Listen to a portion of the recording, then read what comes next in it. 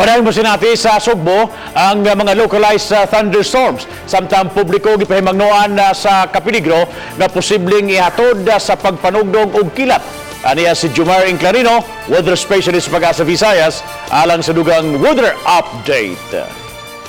Ngayong hapon kini atong latest weather update ug ang atong forecast sulod sa 24 oras. Ang frontal system ang nakaapekto diri sa pinakatumyang amihanang bahin sa Luzon, samtang wala tay gi-monitor karon na cloud cluster sulod ug sa gawas ng atong Philippine Area of Responsibility. Ang tibok sa Visayas, ilabi na ang Cebu Province, makasinati tagihapon ng init, alimuot na panahon ug natay mga patak-patak na mga paguwan tungod kining localized na mga pagpanugdog og kilat. Hinay nga na sa kasarangan na hangin ang masinati sa tibok sa Visayas, gikan sa habagatang kasadpan nga na sa kasadpan, ug ang kadagatan malinawon nga na sa kasarangan ang pagbalod. Ang dagat muhunas alas 7:16 karong gabi ug mutaob sa alauna 25 sa kadlawon na igitas-on na 0.89 metros. Para sa ang atong forecast para ugma ang tibok sa Visayas, in general makasinati ng init na panahon ug natay mga isolated rain showers tungod kining localized na mga thunderstorms. Ang range of temperature sa Cebu 26 to 34 degrees Celsius, sa Bacolod is 25 to 34 degrees Celsius, sa Iloilo is 26 to 34 degrees Celsius, samtang diri sa Bohol is 24 to 32 degrees Celsius ug sa Tacloban is 25 to 34 degrees Celsius.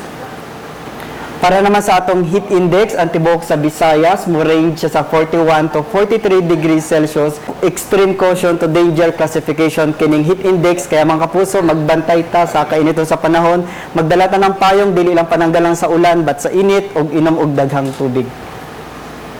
Ang atong extended weather outlook para sa Thursday, Friday ug Saturday, wala ta gihapon gi-monitor na weather disturbance. In general, ang makasinati tang isolated rain showers tungod kaning mga localized na thunderstorms.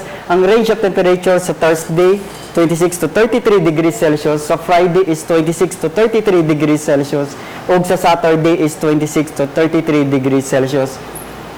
Mga kapuso, padayon ta mag-monitor sa atong mga gi-issue na thunderstorm advisories. Kini mga thunderstorm magdala siya mga hazards. Una na diri ang lightning ug kining thunder, na ay mga pagkusog sa awan na posible makamugna og mga pagbaha og kini mga pagdahili sa yuta, pagkusog sa hangin usahay na ay mga tornado, buhawi or alimpuhos, ug ang last kini tinatawag nato na hailstorm o pag-uwan sa yelo. Ang adlaw mo silang alas 5:22 sa buntag, ug para sa atong mga dugang detalye, mobisita ta sa atong mga official social media sites, sa atong Facebook account ug sa atong sa website sa www.pagasa.dost.gov.ph. Ikan diri sa Pag-asa Mactan, DOST ug para sa Balitang Disdak, kini si Jomar Inclarino. Maayong hapon.